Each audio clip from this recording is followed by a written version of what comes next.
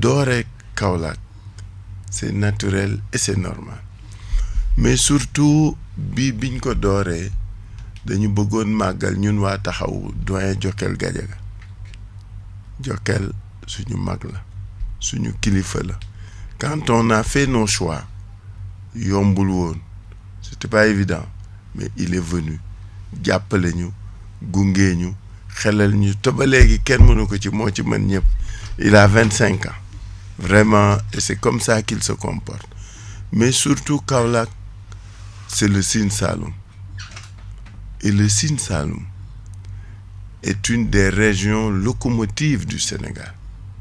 D'abord, c'est une région politique, c'est une région économique, c'est une région socio-religieuse assez animée, assez variée. Et waa Sine Saloum dañu mat xam seen bopp comme les autres régions d'ailleurs. Mais ñëw fi moom c'est un plus dañuy rot si dañuy root si. ok waaye bi nga ñëwee door li nga xam ne moo di tournée bi dans l'ensemble naka nga ko gisee est-ce que amut foo xamante ne xaw naa métti ci yow ci askan bi naka lañ la teeroo ak naka nga gisee réaction bi par rapport ak Khalifa Sall. bi ñuy door tournée bi jëliw du seet si wutuñu ci lu neex parce que forme tournée bi ñu def di nga dégg lu ne parce que ñun dox mbokk gi mottali yéene amul meeting amul des caravanes non dañuy dem ci kër yi dañuy dem ci marché yi dañuy dem ci daayira yi dañuy dem ci nit ñi di waxtaane ñoom li nga xam ne mooy leen soxal moo leen ñor pour dans un processus de co-construction que le projet de Khalifa Sall candidat à l'élection présidentielle soit le plus inclusif possible ñëpp bokk ñëpp yëg seen bopp ñëpp wax ëllëg moo tax niñ koy defaree ala kulli aal di nga ci dégg lu ne mais c'est le but de rechercher parce que ñëwuñu pour ñu wax ñu lu ñu neex dañ ni dañu bëgg liggéey ak askan wi donc askan wi dëkk bi ku ni neex na da ngay wax lu la neex nit ñi sonn nañu damm nañu tàyyi nañu comme disait l'autre et c'est vrai wax nga dëgg yenn saay mu dëgër këcc yenn saay mu tàng jër mais loolu lañ ciy wut si su fekkee da ngay ñëw pour ñaan la tu es le plus beau le plus gentil yaa ngi nax sa bopp te mag du nax boppam donc wax nga dëgg dégg nañu ay dëgg yu rëy mais surtout dama ni la dañu root si on a recueilli beaucoup d'avis beaucoup de suggestions bien sûr beaucoup de critiques. beaucoup de critiques loolu sax moo tax ñu laaj bi ndax ñun am na luñ ci jot a yëkk waaye est-ce que nekkul tamit ci beneen côté bi wàllug mbooloo mën a dajale influence bi nga xam ne est-ce que autour de Khalifa Sall am na ba tax ngeen changer meeting yeeg yi ni mel jël yoon boobu. non man nag xam nga même tàngu PS musuma gëm meeting. musuma gëm rassemblement xam nga lu tax soo wootee ñëpp ay ñëw mais su ñuy ñëw xamoo ku ne la ko fa indi ensuite généralement les gens su ñuy ñëw ñii dañ leen di transporter ñii dañ leen di jox xam nga en fait pratique politique moo dévoyé moo yàqu Sénégal da ngay joxe t-shirt da ngay joxe paas joxe añ joxe sandwich kooku lu ko fa indi dañ ko defal c'est tout et man musuma gëm loolu élection bu ma dem yàlla may na ma ci ndamagum musuma def meeting bu mag jamais clôture wala yooyu laay def rassemblement mais musuma def meeting li ma prioriser mooy contact direct B2B proximité dugg ci kër yi nga fekk borom kër gi toog nga introduire sa bopp nuyu ko ni ko wax ko say solo tànk mu xëpp la lépp li mu yeewoo dépense ba matul ñii gobar jaasi la ñuy am ngoon sa ñii di loolu lañ ci soxla et moi c'est comme ça que loolu laay defee depuis toujours kenn gisu may def meeting amul sax coow parce que soo seetloo duñ ko sax publier di ko def nii non suñ duggee ci kër yi wala ñu dajeeg nit ñi ci ëtt yi wala ñu dem ci marché yi di déglu man ñi ñu àndal ñi ñu ngi noté ñi ñu ngi laaj et cetera loolu moo ma ñoral du question ragal nit bañ ñàkk nit non ñàkk nit fii mu xam nga am fi nit yomb na soo nangoo def xaalis rek am léegi 300,000 personnes luyel car joxe t-shirt joxe sandwich joxe ndox ba pare joxe sax per diem léegi parce que dégg naa dañuy fay léegi 2,500 lu ko fi jaar. léegi lan mooy nekk réaction président Khalifa Sall su fekkee comme ni nga ko waxee contact bi nga am ak askanu Saloum wala Kaolack dem proximité bi dugg ci nit ki toog ak moom mu ne la président Khalifa Sall bëgg naa la nitu jàmm nga nitu programme nga nit ku dal nga ku tey nga waaye d'accorduma ak yow lii d'accorduma ak yow lay critiquer la face à boo jàkkaarloo kooku nooy def. damay kontaan et c'est curieux mais damay kontaan trop sant yàlla parce que loolu laay wuti parce que ki la critiquer soit li nga ko wax doyu ko. soit am na lu mu la dencaloon bëgg la ko wax soit am na lu mu la xamaloon bëgg wax soit am na lu mu la yéene bëgg ko wax te sénégalais bala mu laa naan jaajëf dana wax li mu xalaat ba pare soo nanguwul déglu critique bul dem ci nit ñi xam nga ñun exercice bi ñu def mooy bi gën a jafe dañuy toog damay dem ci Jakarta maan yi taxaw xale yi di la wax li ñuy dunde seen dundin seen liggéey seeni problème boole ci nag xorom su baree comme di sama xarit bëgguma ko fi tudde boole ci xorom su bari su ma nee xorom si rek xam ngeen ki ngeen wax voilà xale yi dañ ci boole mais loolu lañ ci soxla su fekkoon xam nga dugg caravane rek romb mbedd bi naan ni teg sa chaîne musique non man xaw ma politique boobu man politique gu dem ci nit ñi laa xam moom laa tàmm et moom laa mës a def 2009 ba léegi may def sama campagne bopp lii na nii may defee nii laay def et ça m'est utile parce que danaa ci jàng lu bari danaa ci xam lu bari danaa ci jàpp lu bari di nga ci dégg lu bari mais nit ñi dëkk bi dafa naqadi dafa tàng dafa tar nit ñi dañu sonn gis nga tournée yi yenn saa yi sa rangooñ day tuur parce que xam nga gor la te réew mi dañu gore nit ñi dañu bëgg sutura su baree bari ba tax na dañuy am pudeuru sax di waxe seen dundit mais yenn saa yi nga dégg ci wax yoo xam ni mais t'as envie d'arrêter quoi parce que tu te dis man PS bi ma doonoon socialiste am naa responsabilité ci lii libéraux yi fi te nekk depuis 2000 am nañu responsabilité donc quand tu vois conséquence u politique yi nga def nit ñi wax la nañu nekkee mais attends soo dee nit nag war seetaat sa bopp et puis munoo dem ci nit ñi pour dégg lu ne en tout cas demuñu ci nit ñi pour ñu wax ñu lu ñu neex wala neexal ñu. ok am na beneen yoon bu gënoon a gaaw bu gënoon a gàtt foofu gënoon a noppale ci yéen. ngeen dem jëli seen fukki député yi ak ñetti parrainage bi pourquoi pas jëlu leen yoon boobu. non xam nga li ci neex.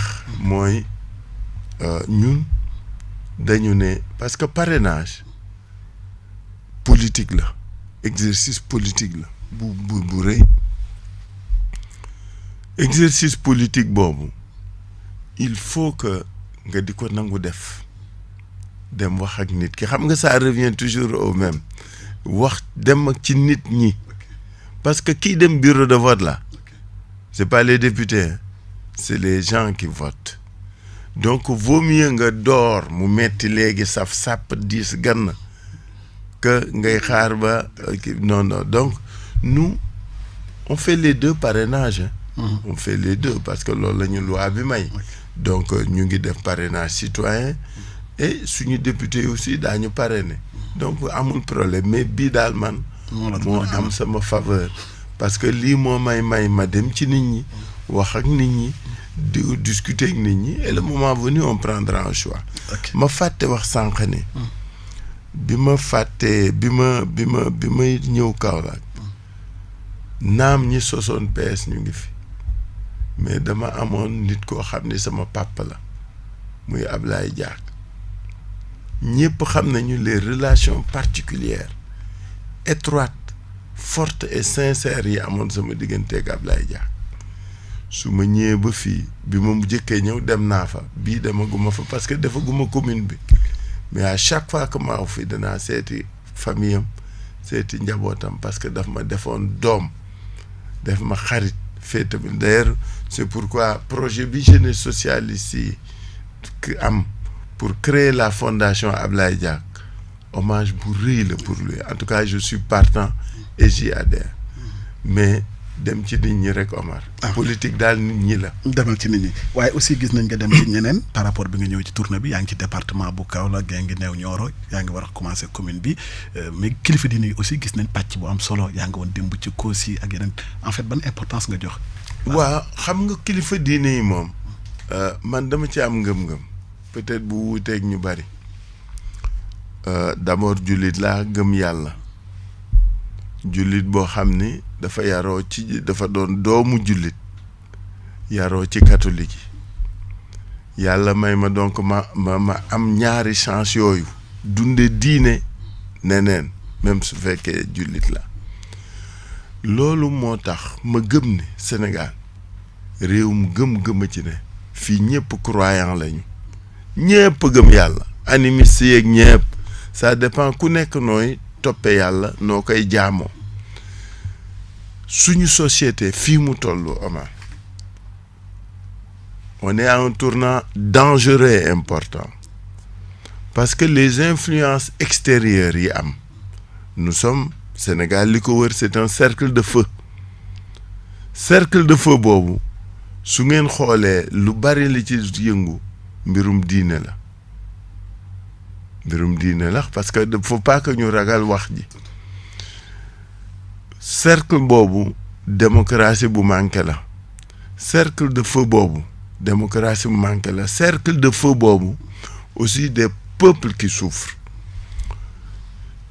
li ma gëm mooy këru diine kilifa diine ñoom ñooy sookulu société bi parce que nag damay wax toujours ni kilifa diine li muy jot li muy dégg liñ koy wax médecin bi déglu ko politicien bi déglu ko parce que ku jaaxle ci sëriñ bi ngay dem ku am soxla ci sëriñ bi ngay dem ku feebar ci sëriñ bi ngay dem waaw ba pare nga ni sëriñ boobu nag du ma ko jox illa ak statut bi mu moom non dañ ko koy jox respecté ko nawloo ko parce que nag ci société bi dañu am pouvoir am capacité am mën la xelal ci lu bari xam nga demoo ci sëriñ pour di jébbaloo ko jéggalu non da ngay dem ci sëriñ pour rooti parce que dana la yedd dana la xelal dana la tegtal te ci lu bari da koy jële ci nit ñi ñëw ci ñoom di waxtaan ak ñoom mais surtout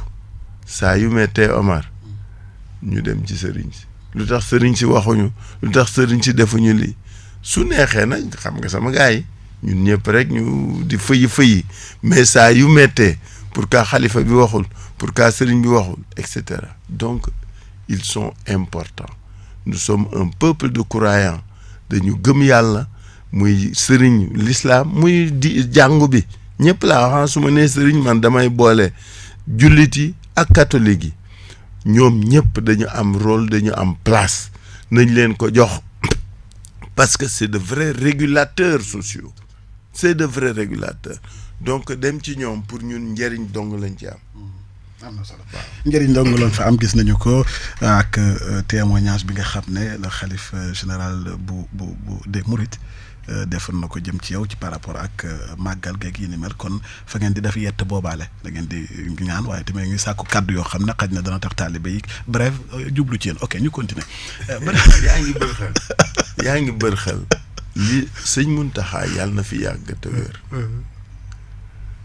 kilifa la goo xam ne comme beaucoup d'autres xalifa mais moom dafa am un engagement prééminent et prégnant parce que mun ma ko traduire ci olof ci situation bi ñuy dund situation sociale wax ma rek situation politique c'est-à-dire suñu waajur boobu comme ñi ci des loolu da ko ñor mu di ko jëfee et vraiment saa yu ñu amee problème ñun politique yi mu taxaw donc dem fa root ci moom lu baax la témoignage yi tamit baax na ok léegi nag. waaw témoignage yi kay am na solo. mais dañu rooti. parce que su lay témoigner dana la xelal dana la yedd dana la teg ci yoon. ok xalif buñ fi dem.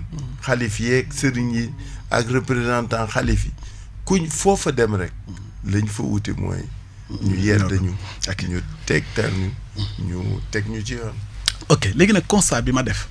mooy malgré que ce choix booy def campagne lépp commencé ko Kaolack sa relation PS Kaolack Ablaye Diack li nga wax ci kilifa déeni contact ak askan wi mais malgré loolu yëpp Khalifa Sall président Khalifa Sall mosoo gagné élection Kaolack échéance yi mën a ñëw mën ngeen jël deuxième mën ngeen nangam le problème c'est quoi c'est-à-dire est-ce que 2024 yaakaar nga données yi changé ba Kaolack ngeen mën koo gagné taxaw.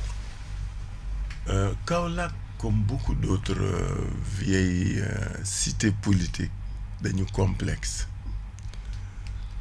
ñun bu leen fàtte ni ba ñu dooree rek dañ ñu gàllankoor faut jamais oublier ça lii suñu rakkee ak suñu xarit di dund ñun ñoo ko dund damay wax toujours ni fii dara beesu fi bañ ne bërët di dem dañ ñu ni dëjj toog leen bloqué suñu ascension suñu organisation loolu la yàlla dogal nangu nañ ko dund nañ ko jeex na tey donc dañ nekk ci phase remobilisation et li nit ñi xamul parce que ñun duñu wax lu bari duñu wanewu lu bari mais c'est que y a que des jeunes ji nga fii Kaolack tey d'ailleurs à 16h y a un rassemblement des jeunes depuis 8 mois on est dans le recrutement dans la massification dans la structuration bu taxaw depuis 8-9 mois ci laa nekk moo taxoon ma bàyyi président su Yewwi pour mën dem toppatoo taxaw parce que loolu lañ ma doon reprocher Yewwi rek nga nekkaloon toppatoo taxaw depuis 8 mois ci loolu rek laa nekk et Omar je suis très satisfait je suis pas encore heureux je suis pas encore comblé parce que liggéey bi des na lu bëree bëri mais def nañu lu bëree bëri et fii ci Kaolack on a commencé par la jeunesse par les femmes et de ce point de vue je voudrais vraiment rendre un hommage à Jokal Gadiaga. Jokal Gadiaga est un jeune de 25 ans en tout cas c'est un vieux de 25 ans sonnul tàyyiwul et il a cette générosité de s'ouvrir xejal xale yi ji nga fi mu ne élèves étudiants xale yi nekk ci yeneen corps de métier yi ñooñu rek la ñuy waxal comme ni mu wax nag comme que liggéey ndaw ruuraan la feeñagul parce que ñun duñu coow lu bari mais prochaine élection di nga gis lu bari. am ngeen yaakaar. incha allah. ok 2009 junj nga ko léegi jox nañ la parrainage def nga tout ñu bloqué la 2024 yaa ngi am sa liberté yaa ngi dox yaa ngi fas yéene incha allah dem candidat lu ko may. waaw xam nga nag politique moom persévérance la mais ci persévérance boobu c'est beaucoup de lucidité et de responsabilité li ma may ma bokk moo ma mayoon ma bañ bokk. ah bon xam nga dama wax sénégalais yi loo xam ne dañ ko déggul bi ma génnee kaso dama ni man Khalifa Sall politique ma dugal kaso man duma kuy laal argent public yàgg naa doon responsable yàgg naa am inspection générale d'État di nga 2000 bi ñu pare j'étais ministre du commerce de l'artisanat j'avais moo sama ministère ñaari département la ko wàdd defu ñett musuma ñu ma épinglé ci mission IGE mairie bi su ma ñeme woon wala su ma sama conscient yeewi woon ba ma publier rapport IGE bi nit ñi daañu xam li ci ne mais c'est frappé du sceau du secret du ma ko wax mukk ba abada politique lañ ma jàppe bul doon candidat damay doon candidat ñu sàkki pexe teg ma fi ñu ma teg donc politique moo ma tere woon doon candidat ak nag des violations flagrantes yu justice defoon ñëpp ngi koy fàttaliku parce que man dama neen danaa tëdd 28 mois mais 28 mois kaso yi may tëdd danaa ci doon député danaa ci doon président de la République incha allah loolu mooy défi bi ma defaloon sama gaañ ci laa doone député su ngeen ko fàttali ko président de la République il a fallu une infamie juridique, une barbarie juridique et judiciaire même à la limite pour ma bañ doon candidat parce que texte yi dafa leer nañ concernant le rabat d'arrêt ñoom biñ ma tëree essayer téye ba mënuñu parce que ñun ak ñoom a yem dañu ami xale ami nit am nit ñu xarañ et puis man nag wax dëgg yàlla duma lu bees ci seen politique bi te tàmm naa lii donc bi ñu calculer ñun 28 mois kaso yi damay génn kaso doon président de la République du Sénégal loolu la yàlla doon def loolu lañ bañoon looloo ma tere woon doon candidat le rabat d'arrêt dafa ni woon les délais comme le rabat d'arrêt sont suspensifs ok muy loi organique ñu dem conseil constitutionnel violé ko ni ma duma doon candidat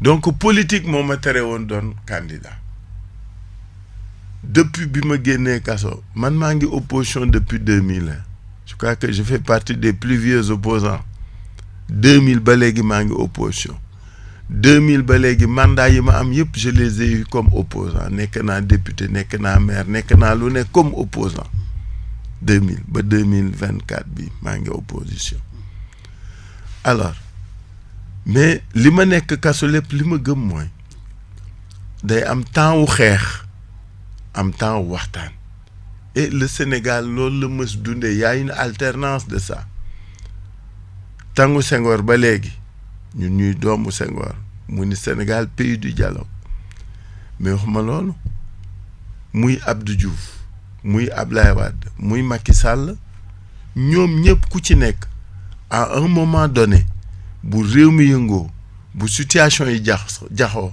dialogue moo leen ci génne muy ñun Abdou Diouf toutes les avancées politiques amélioration yi am ci politique gu Sénégal yëpp dialogue ko indi day am xuloo am rapport de force ñii dem kaso ñii perte seen bakkan démocratie bi avance donc moo tax ma naan toujours fii dara beesu fi c'est un processus naturel donc politique boobu ma tere woon doon candidat politique bii moo ma delloo ci ma doon ok pourtant nag li nga expliqué yëpp ci Sénégal yi gis nañu jaay doole biñ la tegoon ni nga ko waxee effectivement donte waxoo ne leeraloo par rapport ak caisse d'avance beeg yi ni mel mais am na loo xam ne c'est avéré ñu wane ko ne donc am na nu mu fa tëddee mais pour ñu avancer man li ma gën a intéressé foofu mooy malgré lii yëpp pourtant nit ñi dañ lay reprocher que ne nekk ko opposant c'est-à-dire réeroo ak président Macky Sall ba ci sax li la yóbbu comme ni nga ko waxee ci dialogue bi Yewwi am na ñoo xam ne d'accord woon ci nga dem parce que kaa ñu dialogué teg paaka fii aussi tamit logiquement xel nanguwul ko yëf yi dafa waroon tegu ci yoon d'accord woon ci sa démarche boobu. merci beaucoup merci Omar nag danaa la sant tey soo bëggoon sax ma woyal la parce que tu me donnes l'occasion ma clarifier bu njëkk bi mooy caisse d'avance bi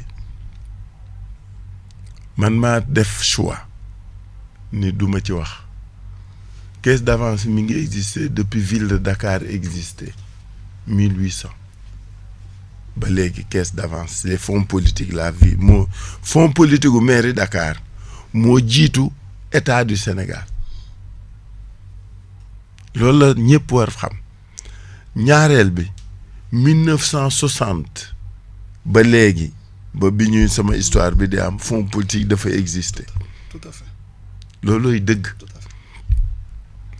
xam nga doon na metti ñu ni ma da nga sàcc wala dañ la corrompre yooyu boobu kooku jaral na ma dee su fekkoon loolu la jaral na ma dee mais fonds politique yi mettiwu ma parce que bi ñu ma falee maire 2009 bala ma koo fonctionner loo dama dem wax ak ñu bari ni leen fonds yi ni mu tëdde mais surtout niñ koy justifier parce que administration lépp këyit la niñ koy justifier c'est un danger pour tout maire damay seedeel maire Pape Diop biñ ko defee maire de Dakar dafa bind lettre Ibrahima Sarr moo doon ministre des finances mu ni ko nii ngeen ma tege justification bi baaxul est-ce que mën nañ ko changer ministre bi ni ko duma ko changer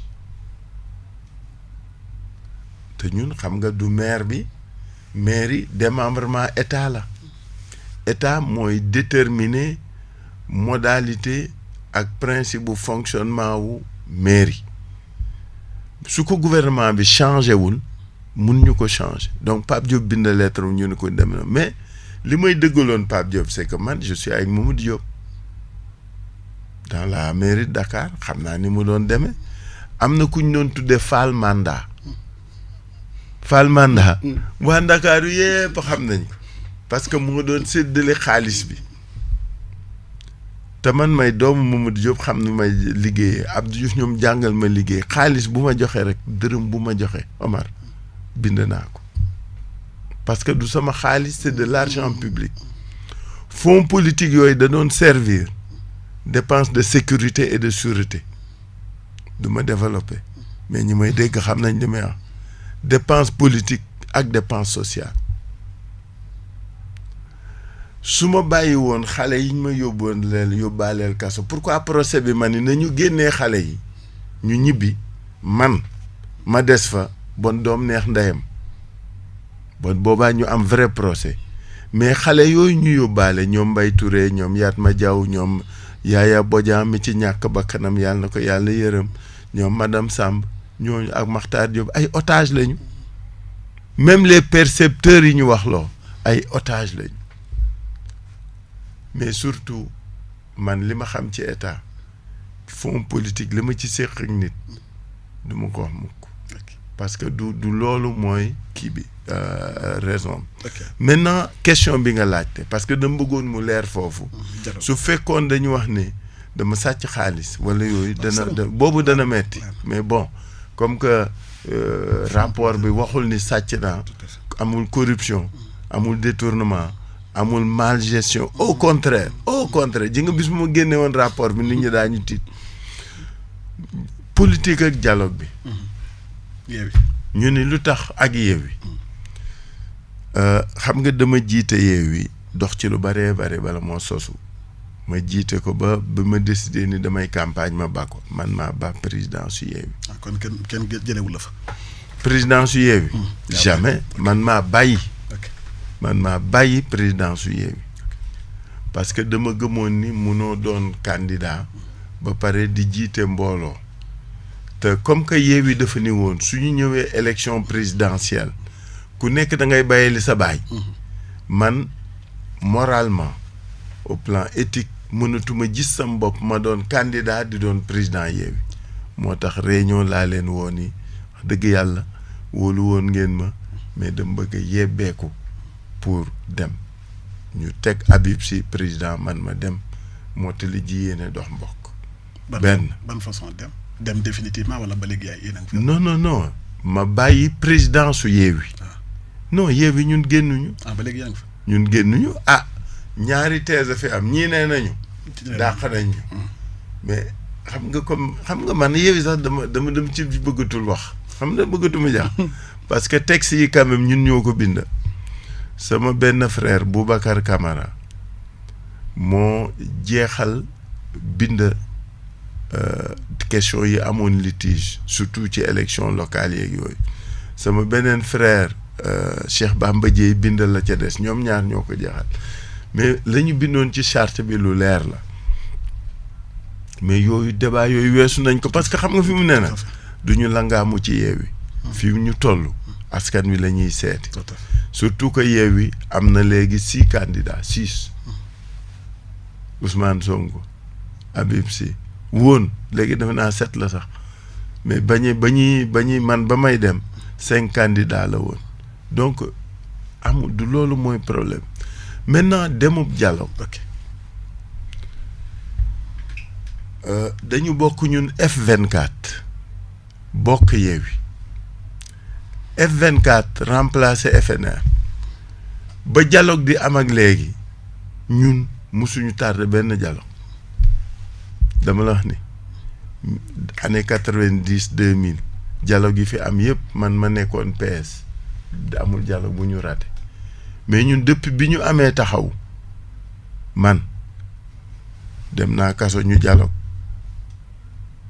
ñun ñu dem dialogue maa ngi kaso ñu dialogue 2017 ñu dem toog 2017 2018 2019 am na dialogue ma nekk kaso ñu dialogue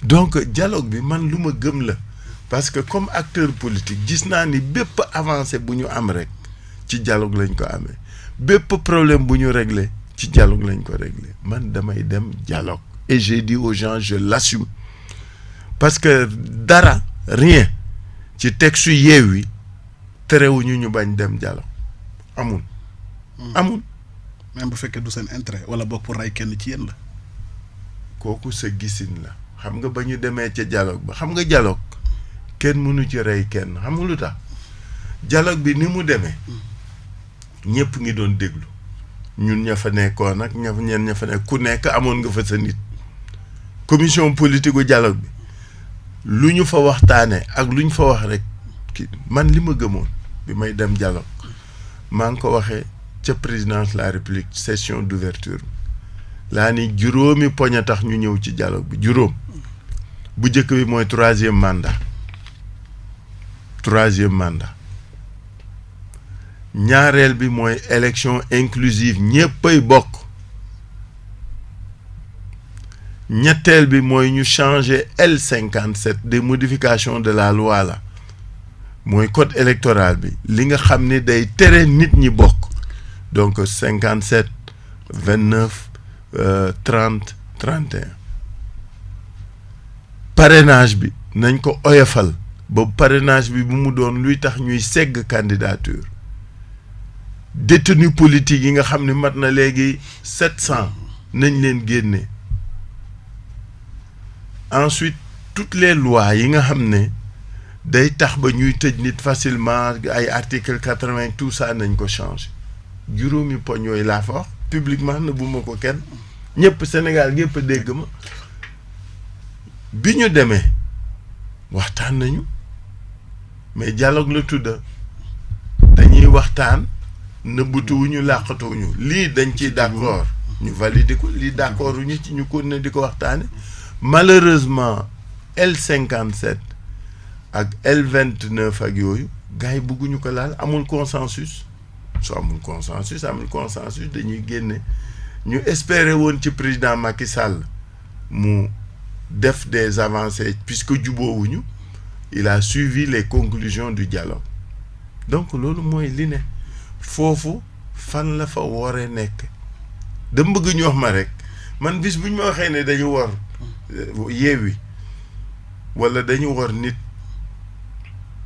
ce jour-là je comprendrai parce que li ñu def publiquement lañ ko def ci mbooloo mi ci askan dugguñu ci néeg waxtaan demuñu làqatu giseeg nit gisuñu ko non.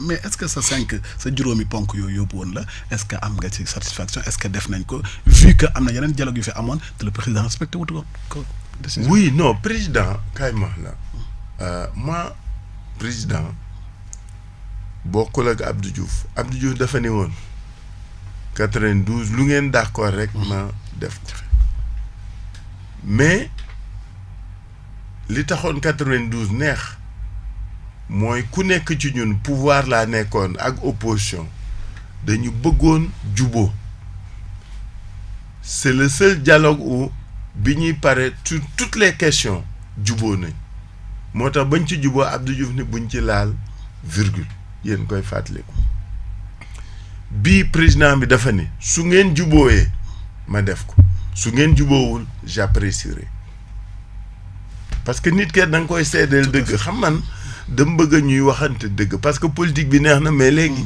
le terrorisme verbal qu'il y a là en tout cas moi ça me fait ni chaud ni froid mais dama bëgg wax ni nañu wax dëgg mooy dañu juboo maintenant c'est vrai ñun question yi ñu ñoroon mooy ñépp bokk article 57 article 29 ak yooyu amuñu ci accord loolu lay dëgg bi topp nañ ko ba dialogue bi jeex lépp luñ ci mënoon wax malheureusement tombé wuñ ci d'accord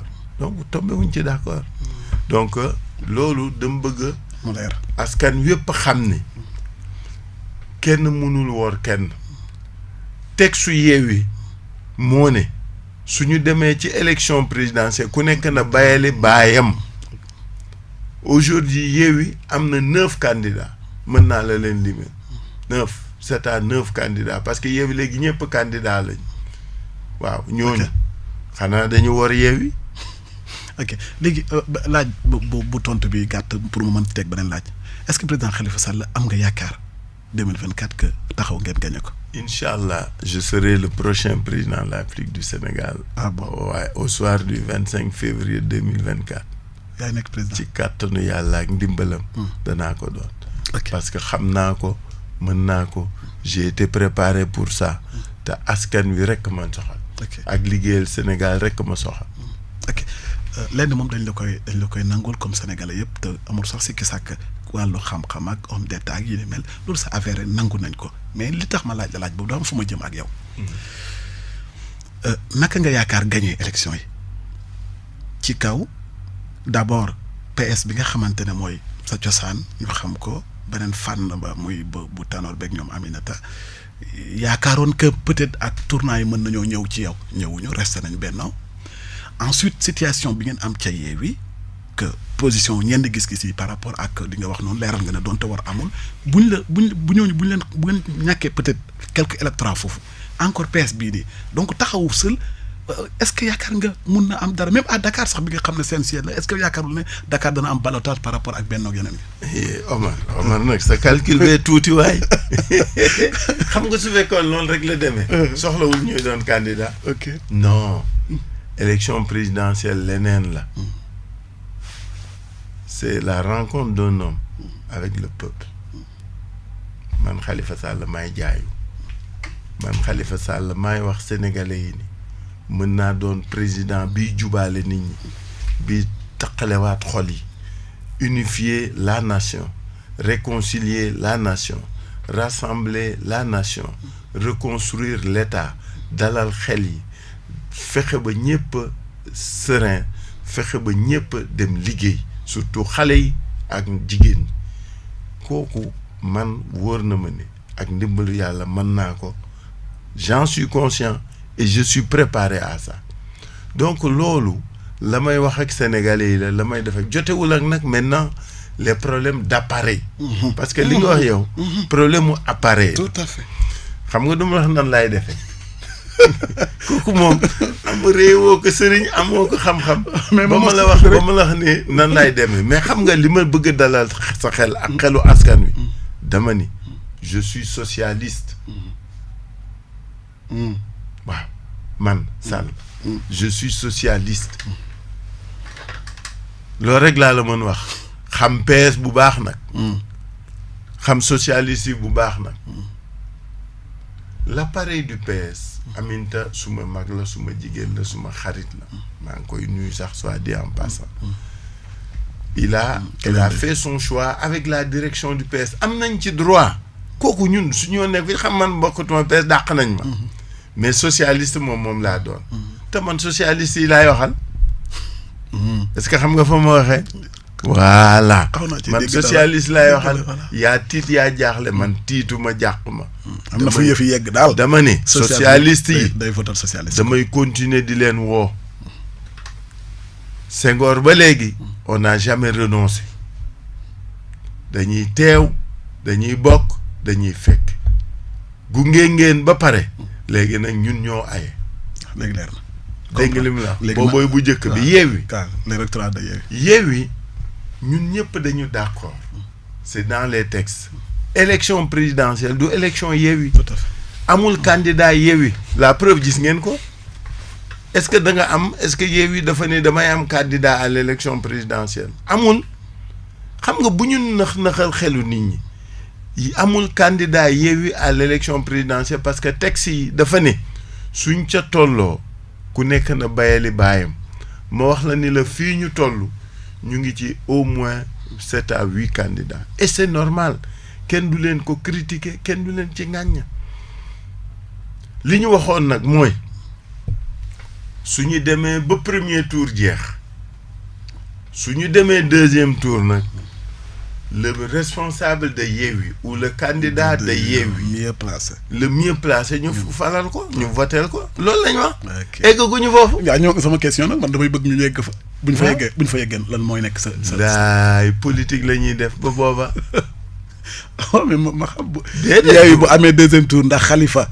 ñu ngi lay ñaanal quand même nga bokk sax. non damay bokk incha allah. damay bokk xam nga dama ne woon naa bokk ñu def ko woy. waaw man it damay bokk damay gagné incha allah man Sall maa la ko wax. waaw bii moom donc bii moom maa ngi koy doon dégg bii moom convaincre na ñi lay déglu c'est-à-dire naa bokk et damay gagné mais bi nga doon wax bu njëkk ba naa bokk rek nu ma mën a bokkee bokk pour ñu gagné la jàpp amul solo pour nga bokk. oui mais dama la bëgg a wax ni non naa bokk bi. bi ñu tourné woon ci Pape Alé Niang. waaw je comprends question bu leer la. Pape Alé dafa ni ma. entre modification code électoral ak amnistie ban moo la gënal ma ni ko naa bokk.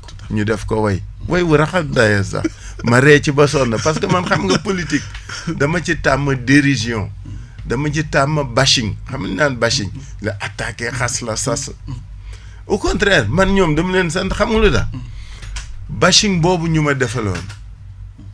bashing boobu ñu ma defaloon Omar mais ça a été excellent parce que xam nga lu tax chaque jour Khalifa Sall xam nga benn homme politique da doon wax mu bon mu naqari mu neex mu kii nañ lay tudde rek. na nga exister rek. na nga exister. donc maa ngi gërëm bu baax bashing boobu. parce que ça m'a été très utile. tout à fait parce que nag sénégalais yi xam nañ ma. xam nañ sama jikko xam nañ sama melokaan am naa lu may rus ak lu may jomba dans ma vie. tout à fait mais sa programme est-ce que xam nañu ko loo ñu mën a wax tënk sa programme. waa suñu programme parce que élection présidentielle nag programme la. démarche biñ ci am.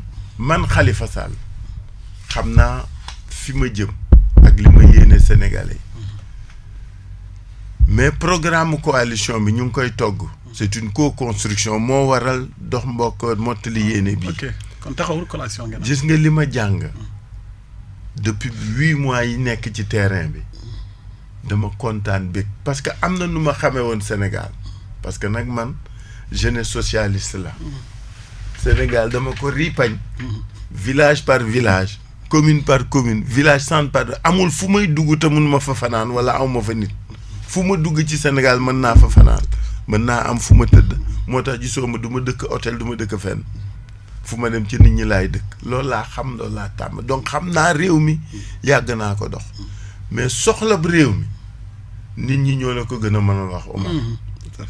démarche bii ñu jël c'est une démarche prospective mais bu ñu inversé dañuy dem ci nit ñi bi ma demee Sénégal oriental seen problème voilà une région très riche parce que man région naturelle laay defuma région administrative yu bees donc dama def Sénégal oriental def du Bawol def Sine Saloum nar defi le fleuve def noonu laa ko defee parce que lu tax ma defee noonu doxalin la parce que ces régions naturelles là bis boo bëggee développer Sénégal foofooy mooy sa socle pour def une bonne politique cohérente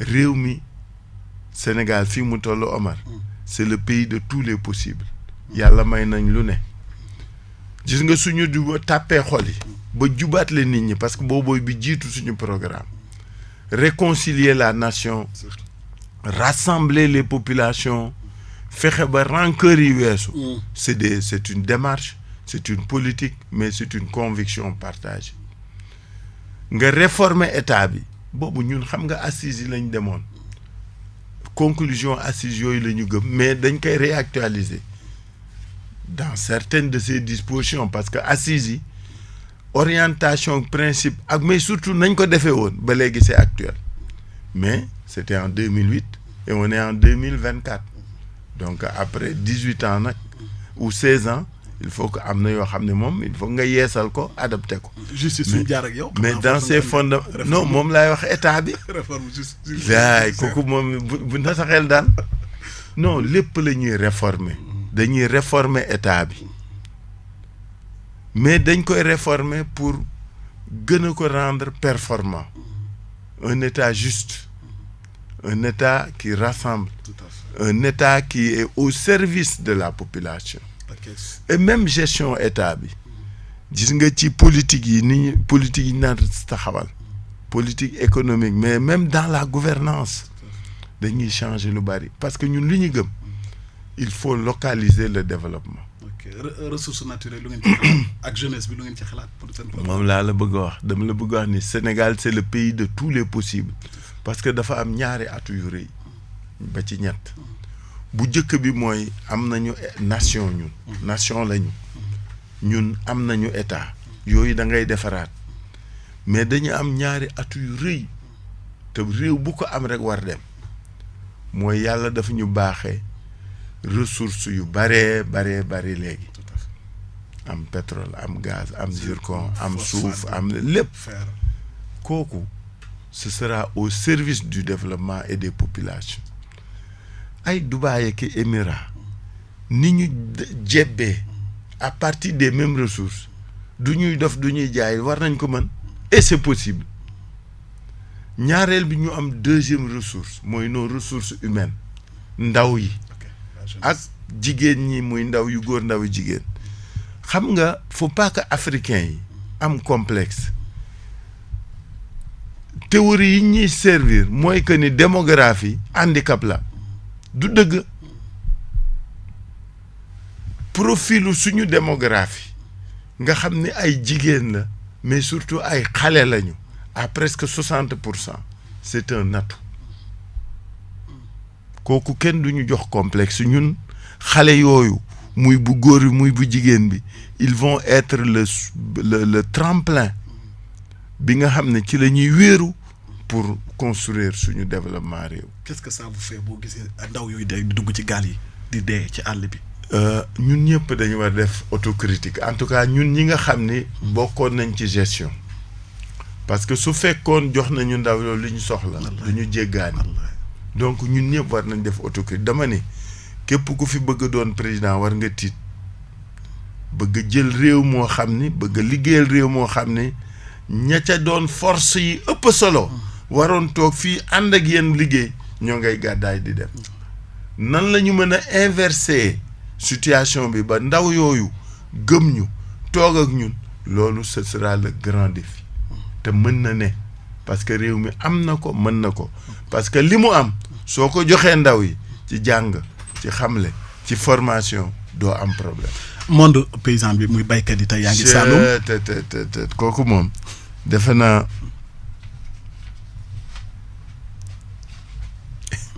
ma ne pas jeexal moom may wax moom may wax li xeexam moom wax na dëgg daf may fàttali ni 2017 bi taxaw demalee boppam moo doon deuxième. wax naa ko xam naa d'accord ngeen deuxième. voilà sonal ngeen fi gars yi mais gañeegu leen nag. waaw d'accord kooku xam naa ko dama bëgg wax ni. dama wax monde rural. waaw baykat yi. je crois que libéraux yi moom seen échec bu ñuy gën a feeñ c'est dans le monde rural vraiment suñu joxoon mbay mi ñoom nag am na rek un seul point positif dugal nañu xaalis bu bari ci mbay mi mais eggul ci baykat yi. est-ce que xam nga yow est-ce que gis nga la nuance. parce que dañ naan la dugal naa tant de milliards dugal nañ ko ci mbay mi. mais joxuñu ko baykat yi. baykat yi sonn nañu. tàyyi nañu. damm nañu. mais gis nga Omar.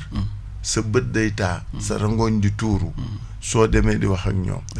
am seen suuf xam nga li gën a mais révoltant. et foofu c'est une bombe. bu ñuy menacer.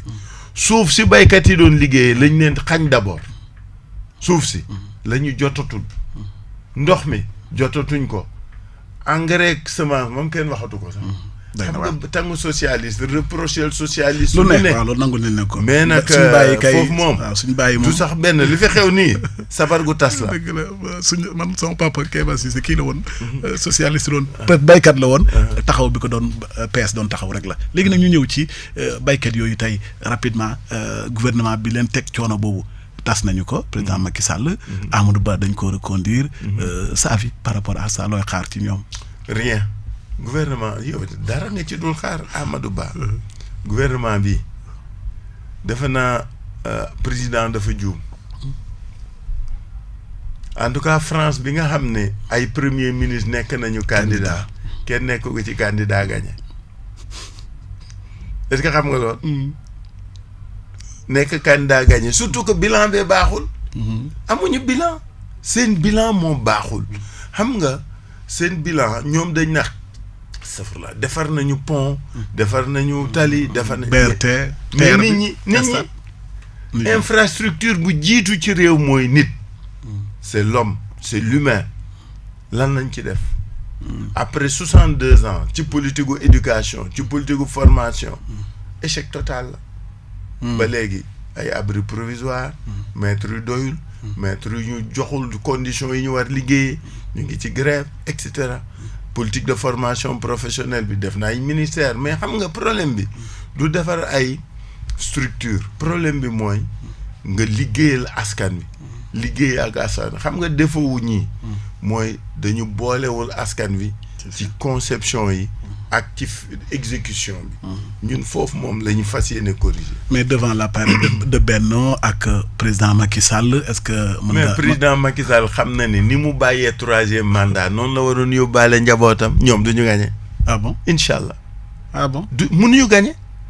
ñoom. ñoo la gën a wóor ne du ñu gagné. ci kàttanu yàlla. non looloo wóor. kon opposition bi ñooy gagné. incha allah. opposition bi. suñu mutualiser seen force waxuma ñu doon bennoo de mutualiser xam nga processus électoral dafa complexe dafa jafe mën nañu am 20 30 100 candidats. mais gérer le processus c'est important. parce que suñu bëggee nguur gi duñu ko defaat. il faut que ñu gérer processus bi. et foofu il faut que ñu bañ demee xol. mais ñu demee xel. peu importe la personne man li ma jàng politique nit ki amul njëriñ ci li ñuy def nit ñi ñoo am njëriñ. jot nañ sax information romandaat que ne sax ñu ngi dox ci retrouvailles yu Yewwi par rapport ak candidature mais kenn ci yéen Ousmane Sonko démb juge bi daal di nag rejeté li nga xam ne mooy candidature sa avis pour ça. xam nga li may reeloo li ñuy def Ousmane Sonko moom lañ ma doon def di nga saa yu defee recours. le parquet là le parquet général yow lay faral. waaw exactement. est-ce que xam nga cinéma boobu. xam nga dañuy naxe. parquet démb loolu la def. dara beesu fi man loolu lañ ma daan defal. le parquet général. est toujours pour le plaignant. mais qui juge c'est le juge. dara beesu fi man loolu laa doon dund xam nga dama leen waxoon ca njëlbéen bi ma ne gars yi dara beesu fi man cas d'école laa. parce que dama topp processus bi ba mu jeex. donc dund lépp le parquet général soutient toujours le plaignant mais juge bay décider. ok mais tamit du ñu déglu ñaareel nga sorti ci ñaawlu koog yi ni mel est-ce que. ah si jàpp bi moom kenn mënu ko rafetlu. xam nga dama la wax ni. rejet beeg lépp la ñuy ñaawlu. xam lu tax dama bëgg wax ni nit bu ñu kaso. mooy li gën a metti di nga kaso. moom ak bàmmeelayam. sama rakk Bamba Fall danaan. ku la yóbbu kaso rek mën na la yóbbu bàmmeel. malheureusement te soo demee kaso. xam nga langage mooy lan. suul daaj ak yooyu. donc même le langage est morbide. jërëjëf rajo Alfayda mi ngi lay gërëm sa loolooy jeexale mot de la fin. ma gërëm waa Sine Saloum. gërëm waa Saloum. di leen wax ne ñun dañuy dekkal mbay. dañuy dekkal Saloum. dañuy dekkal baykat. Saloum moom sonn na. réew day am base de développement. naam bu njëkk on était à 75% paysans wàññeeku na lu bari parce que urbain bi jël na lu bari mais da ngay dundal sa réew da ngay dundal sa population agriculture bu munul dundal population am échoué na donc yooyu xam nga ñun taxal ba débat programme bi door nga xam parce que doomi baykat lañu man sama baay dafa jóge waa la ñëw Ndakaaru. man bi nga waxee léegi jeeb bi maa tiit sax xaw ma na xam nga jeeb bi. baatu wolof la. man doomu baykat laa sama baay waalo la jóge ñëw Ndakaaru. en tout cas am nañ plaisir dalal la. merci beaucoup Omar en tout cas merci beaucoup. may gërëmaat waa Sine Saloum. kilifa yëpp. vraiment kilifa diine yi kilifa aada yi ñu dem ñëpp yàlla na leen yàlla fay. en tout cas dooleel leen mooy dooleel réew mi. askan wi ñu gërëm leen sant leen parce que mënoon nañ dem ci kër ñu jànni ñu mënoon nañ taxaw ci kii ñu mais koo waxtaanal li nga koy laaj la da lay wax boppam xale yi ñëpp Jakarta man bi da lay expliquer ñaata la jënde moto ñaata lay am par jour lan la bëgg ci li muy def xam nga auto entrepreneuriat dafa yomb et xale yi ku leen dimbali ñu dem ku leen jàppale ñu dem ku leen jox ñu dem. en tout cas ñu ngi lay gërëm bu baax mu nekkoon président Khalifa Sall ci sa disponibilité waaye aussi tànn bi nga tànn rajo Alfayda c'est vrai que nous sommes la rajo la mieux écoutée à Kaolack mais aussi bu lii am it yaa am na relation jëflante bu yàgg bu yaatu diggante taxawu surtout Père Jokel ak Alaaji Ibrahima Gaye donc Alaaji Omar Cissé moo nekkoon doon présenté émission bi àndoon ci ak Assane ci caméra bi Libaas Mbaye ci technique bi ci rajo bi Xaali ci télévision bi yéen ñu doon seetaan ak ñu doon déglu ñu ngi leen di gërëm seen émission xew-xew bi la woon ñu doon dalal président Khalifa Sall président taxawu Sénégal amal tournée jamono bi ci diwaanu Kaolack Ndangar ngir dem ci élection 2024 yi nga xam ne jàpp na ne moom moo koy gagné. Inch'Allah.